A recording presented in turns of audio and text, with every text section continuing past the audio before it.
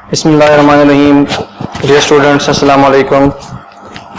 आज हम functional group के बारे में डिस्कस करेंगे कि व्हाट इज़ फंक्शनल ग्रुप और किस किस तरह से इसकी डिवीजन होती है और फंक्शनल ग्रुप किस तरह हम पहचानेंगे। तो फंक्शनल ग्रुप के बारे में शुरू करने से पहले ये बात याद रखिए कि फंक्शनल ग्रुप और होमोलोगस सीरीज दो इस तरह के टॉपिक है जो कि मैट्रिक के केमिस्ट्री में और एफएससी के केमिस्ट्री में बहुत इंपॉर्टेंट है। शॉर्ट क्वेश्चन में भी आ सकते हैं और लॉन्ग क्वेश्चन में भी आ सकते हैं। जबकि मैट्रिक के केमिस्ट्री में तो ये हर टाइम आता है कि फंक्शनल ग्रुप या होमोलोगस सीरीज इन दोनों में से कोई ना कोई किसी एक फॉर्म में या किसी दूसरे फॉर्म में एग्जाम में मौजूद होता है। तो इसको समझने के लिए पूरी वीडियो आपने देखनी है कि फंक्शनल ग्रुप किस तरह हमको डिवाइड करते हैं और है क्या चीज़। सबसे पहले मैं शुरू करने से पहले आपको ये बता दूं कि इट इज जस्ट लाइक, जिस तरह हम कहते हैं कि एक गंदी मछली पूरे तालाब को गंदा कर देती है।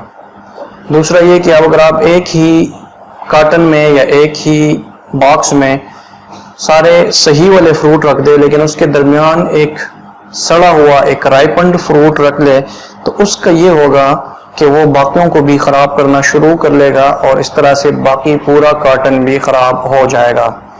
सो सिमिलरली फंक्शनल ग्रुप की मिसाल भी इसी तरह से है।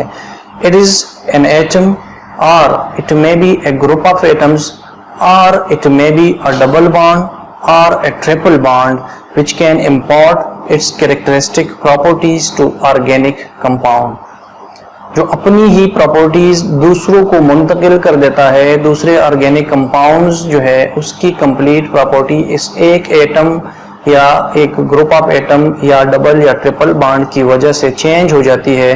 दैट एटम और ग्रुप ऑफ एटम्स और double triple bond will be called as functional group. ठीक हो गया। दूसरी तरह हम इसको इस तरह से डिफाइन कर सकते हैं कि एन एटम और group of atoms due to which the complete properties of an organic compound changes। और मैंने जिस तरह पहले ही बता दिया कि ये डबल बॉन्ड भी हो सकता है और ट्रिपल बॉन्ड भी हो सकता है। so it may be double or triple bond that will act as a functional group। not only atom or group of atoms but double and triple bond are also responsible for changing the properties of an organic compound। now the functional group are divided on the basis of atoms present in them। how? number first one, the functional group having a double or triple bond। the second category is the functional group which are having carbon, hydrogen and halogens in them। the third category is the functional group having carbon, hydrogen and nitrogen in them। and the fourth category will be the functional group which are having carbon, hydrogen and oxygen in them। अब ये चार तरह के functional group हो सकते हैं। अगर double और ट्रिपल बॉन्ड आ जाए तो ये एक कैटेगरी हो जाएगी, कार्बन, हाइड्रोजन, हेलोजन दूसरी कैटेगरी हो जाएगी, कार्बन, हाइड्रोजन, नाइट्रोजन तीसरी कैटेगरी और कार्बन, हाइड्रोजन एंड ऑक्सीजन ये फोर्थ कैटेगरी हो जाएगी आपके पास फंक्शनल ग्रुप की। अभी हम इसको डिवाइड करते हैं, इसको एग्जाम्पल के साथ क्लियर करते हैं कि डबल ट्रिपल बॉन्ड के क्या एग्जाम्पल्स है और बाकियों के क्या एग्जाम्पल्स है। अब जो फर्स्ट कैटेगरी है जिसमें हमने डबल और ट्रिपल बॉन्ड का जिक्र किया उसमें हम दो चीज़ें डिस्कस करते हैं, अल्कीन्स और अल्काइंस। अगर अल्कीन्स हम ले लें तो that is represented by a double bond between the to carbons, जो कि मैंने ये लिखा हुआ है that is a double bond which is present between the to carbons. और ये उसकी पहचान है कि जब भी डबल बॉन्ड टू कार्बन्स के दरमियान एक ऑर्गेनिक कंपाउंड में आ जाए तो इसको हम अल्कीन्स कहेंगे। फिर सिमिलरली इसका अगर हम एग्जाम्पल ले लें तो example is the first member, क्योंकि उसमें दो कार्बन होते हैं और 4 उसमें हाइड्रोजन होते हैं and between the two carbon we are having double bond and ये 3 is the example of this alkene. अगर हम अल्काइन को ले लें तो alkyne always contains a triple bond between the two carbon atoms. अब ये यहाँ पे अगर हम देख लें तो ये ट्रिपल बॉन्ड मौजूद है between the two carbon atoms. एक कार्बन हमारे पास ये है, दूसरा कार्बन ये है, इन दोनों के दरमियान ट्रिपल बॉन्ड आ गया और जब भी ट्रिपल बॉन्ड किसी ऑर्गेनिक कंपाउंड में आ जाए तो उसको हम अल्काइंस कहेंगे। और इसका एग्जांपल है इथाइन, जो कि फर्स्ट मेंबर है अल्काइन सीरीज का, जिसमें 2 कार्बन्स है और 2 hydrogen and these two carbons, इन दोनों के दरमियान हमारे पास ट्रिपल बॉन्ड मौजूद है। ये हो गई category number 1, functional group on the basis of double and triple bond. Second is the functional group which contain carbon, hydrogen and halogen. उसको हम कहते हैं alkyl halides, जिसको मैंने पिंक में लिखा हुआ है। और इसमें अगर हम देख लें तो जनरल फार्मूला इज RX, जिसमें R हमारे पास हमेशा अल्काइल ग्रुप होगा और X जो होगा इसको हम कहेंगे हैलाइड ग्रुप। ठीक है, तो जब भी अल्काइल और हैलाइड दोनों मिल जाए इसको हम कहेंगे अल्काइल हैलाइड। अब मैंने एग्जांपल लिखा है क्लोरोईथेन का, जिसमें हमारे पास 2 कार्बन्स है और 5 हाइड्रोजन है और इसके साथ एक क्लोराइड ग्रुप अटैच है। तो ये हमारे पास इथेन ग्रुप आ गया पूरा के पूरा ये वाला, और ये हमारे पास क्लोरो ग्रुप आ गया। So it is called as chloroethane. ये एग्जाम्पल हो गया अल्काइल हैलाइड का। अब अगर आप गौर कर ले तो इसमें और कोई चीज नहीं है, there is only carbon, hydrogen and halogen. तो ये सेकंड कैटेगरी हो गई हमारी फंक्शनल ग्रुप्स की। Category number 3, amines and amides, जिसमें हमारे पास कार्बन, हाइड्रोजन और नाइट्रोजन होगा, वो साथ मिलेंगे। तो जो फंक्शनल ग्रुप हमारे पास आएंगे वो 2 तरह के हो सकते हैं, अमाइंस हो सकते हैं या अमाइड हो सकते हैं। अब अमाइंस के केस में हमारे पास अल्काइल ग्रुप है जिसके साथ अटैच है अमाइन ग्रुप NH2। R हमेशा, मैंने पहले ही आपको बता दिया कि R हमेशा अल्काइल ग्रुप होगा और जब भी NH2 ग्रुप आ जाए तो ये अमाइन ग्रुप कहलाएगा। सो अमाइन, अल्काइल अमाइन दोनों कंबाइन हुए हैं। तो इस तरह से हम एग्जाम्पल्स अगर हम देख ले तो एग्जाम्पल में हमारे पास methyl group attached with NH2, so इसको हम कहेंगे मिथाइल अमाइन। अब अमाइड ग्रुप में हमारे पास अगेन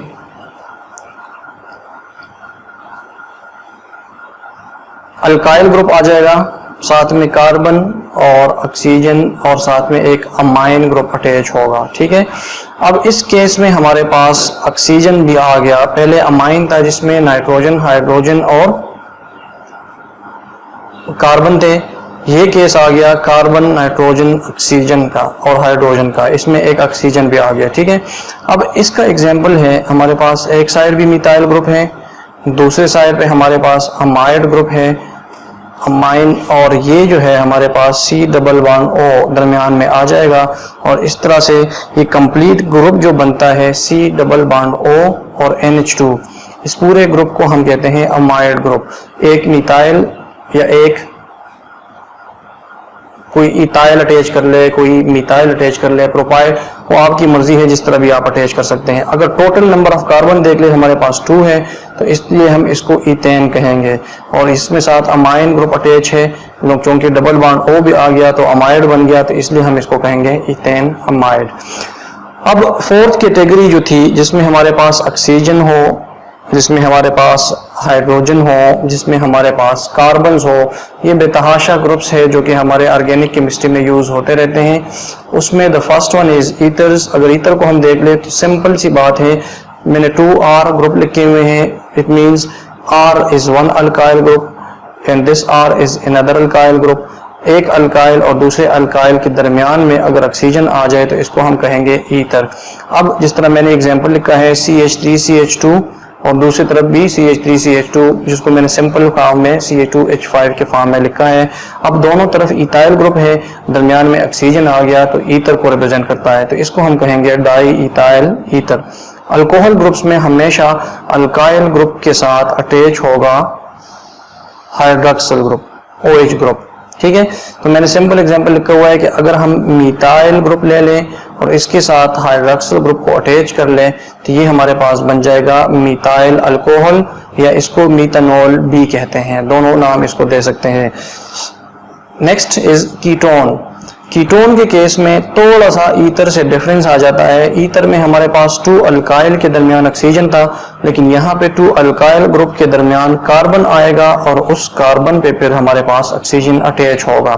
तो ये जो ग्रुप बेसिकली आ गया ये कीटोन ग्रुप को रिप्रेजेंट करता है कि जब भी there is a carbon and oxygen group, that is CO group or C double bond O group attached in between the two carbons, then it will be called as ketone. Example में अगर हम देख ले तो एक side पे हमने methyl group attach किया, दूसरे पे भी हमने मिथाइल अटैच किया, दरमियान में हमने क्या अटैच किया, कीटोन ग्रुप।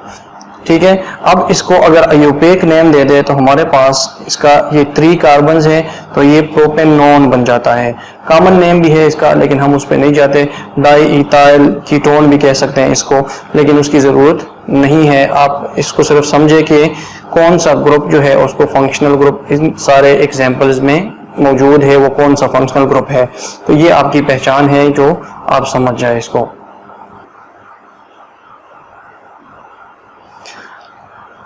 नेक्स्ट हम अगर देख ले अल्डिहाइड ग्रुप को, तो अल्डिहाइड का पहचान ये है कि इसमें अल्काइल ग्रुप के साथ हमारे पास अटैच होगा एक CHO ग्रुप। उस CHO को हम रिप्रेजेंट इस तरह भी करते हैं कि R अल्काइल ग्रुप है, कोई भी CH3 हो सकता है, C2H5 हो सकता है, C3H7 भी हो सकता है, कोई भी आप ले लें, और इसके साथ CHO इस तरह के फॉर्म में अटैच होगा कि एक कार्बन डबल बॉन्ड ऑक्सीजन और एक हाइड्रोजन। अब ये जो ग्रुप आ गया इस ग्रुप को हम कहेंगे अल्डिहाइड ग्रुप। अब इसका एग्जाम्पल अगर हम देख ले तो एक मिथाइल, इसके साथ हमने अल्डिहाइड ग्रुप को अटैच किया हुआ है, तो इसको कंप्लीट आयोपेक नेम अगर देना चाहे तो ये इथेनॉल है, बिकॉज 2 कार्बन है तो इथेन है, साथ में अल्डिहाइड हो गया तो इथेनॉल बन गया। इसको दूसरा नाम ये भी दे सकते हैं मिथाइल अल्डिहाइड, लेकिन वो कॉमन नेम है, जरूरी नहीं है कि आप इसको ये कहे, बस इतना काफी है। कार्बोक्सिलिक एसिड्स ग्रुप जो है इसमें अल्काइल ग्रुप के साथ COOH ग्रुप, अगर मैं सिंपल फॉर्म में लिख लूँ COOH। अब ये जो COOH ग्रुप है इसको हम कहते हैं कार्बोक्सिलिक एसिड ग्रुप। अगर इसको हम स्ट्रक्चरल फार्मूला इसका ड्रा कर ले तो ये फिर डबल बॉन्ड O और OH इस तरह से हम लिख सकते हैं इसको। इसका एग्जाम्पल अगर हम लिख दें, एक मिथाइल ग्रुप ले लें और उस मिथाइल ग्रुप के साथ कार्बोक्सिलिक एसिड ग्रुप अटैच कर लें तो इसको हम कहेंगे इथेनोइक एसिड, या इसको अगर हम सिंप्लीफाइड फॉर्म में CH3COOH के फॉर्म में लिख दे तो ये एक कॉमन फार्मूला है जो कि हम यूज करते हैं एसिटिक एसिड्स के लिए। तो ये कार्बोक्सिलिक एसिड, जो भी ग्रुप COOH ग्रुप किसी ऑर्गेनिक कंपाउंड के साथ अटैच हो जाए तो उससे बन जाएगा कार्बोक्सिलिक एसिड्स। ईस्टर ग्रुप में हमारे पास एक अल्काइल ग्रुप अटैच है, उसके साथ कार्बोनाइल ग्रुप अटैच है और उसके साथ दरमियान में ऑक्सीजन और फिर दूसरे साइड पे अल्काइल आ जाएगा। अब ये दोनों अल्काइल ग्रुप है, ये भी अल्काइल ग्रुप है, दरमियान में कार्बोनाइल और ऑक्सीजन अटैच हो जाए तो इसको ईस्टर कहेंगे। एग्जाम्पल अगर हम इसका ले रहे हैं तो example is CH3C double bond OO। ये तो जरूरी है कि आपने लिखना ही लिखना है, आप चेंज कर सकते हैं तो सिर्फ और सिर्फ इसको चेंज कर सकते हैं कि R ग्रुप को इंक्रीज कर ले या R ग्रुप को डिक्रीज कर ले। दोनों साइड पे मिथाइल है तो ये मिथाइल मिथाइल और दरमियान में ईस्टर ग्रुप आ गया तो इसका नेम हो गया मिथाइल मीथेनोवेट। ठीक है, मिथाइल मीथेनोवेट दोनों। अगर आप इथाइल ले लें एक साइड पे और दूसरी साइड पे मिथाइल ले लें तो फिर इथाइल मीथेनोवेट हो जाएगा। फिर अगर हम प्रोफेन कर ले तो फिर प्रोफाइल मीथेनोवेट हो जाएगा। इस तरह से आप कार्बन को चेंज करते रहेंगे तो आपका फंक्शनल ग्रुप इंक्रीज या डिक्रीज होने के साथ उसका नेम भी चेंज होता जाएगा।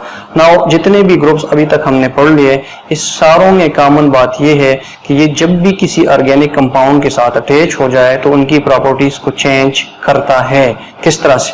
फॉर एग्जाम्पल अगर मैं ये ले लूं अल्केन, ठीक है, उसका नेक्स्ट मेंबर हमारे पास है C2H6, इसका नेक्स्ट मेंबर है C3H8। ठीक हो गया। अब अगर इसके साथ में हेलाइड ग्रुप अटैच कर दूं Cl ग्रुप, या दूसरे फॉर्म में उसके साथ alcohol group hydroxyl group attach कर लूं तो इन सारों के फार्मूले भी चेंज हो जाएंगे, उनका होमोलोगस सीरीज भी चेंज हो जाएगा, उनके जनरल कैरेक्टरिस्टिक्स भी चेंज हो जाएंगे।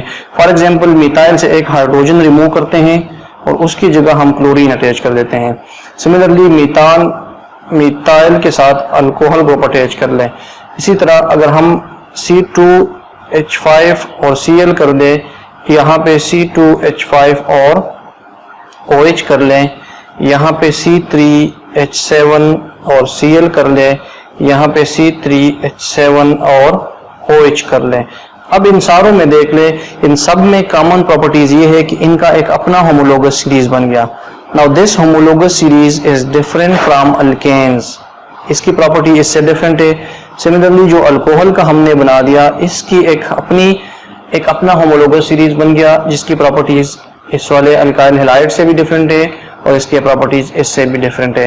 तो इसीलिए हम कहते हैं कि ये एक एटम है या ग्रुप ऑफ एटम्स है जिसमें ऑक्सीजन हाइड्रोजन हो या डबल या ट्रिपल बॉन्ड हो, जिसकी वजह से अल्केन्स की प्रॉपर्टीज कंप्लीट चेंज हो गई, उनकी फिजिकल प्रॉपर्टीज, उनके केमिकल प्रॉपर्टीज, उनका जनरल फार्मूला, उनका method of preparation, everything has been changed by adding chlorine to them और by adding hydroxyl group to them.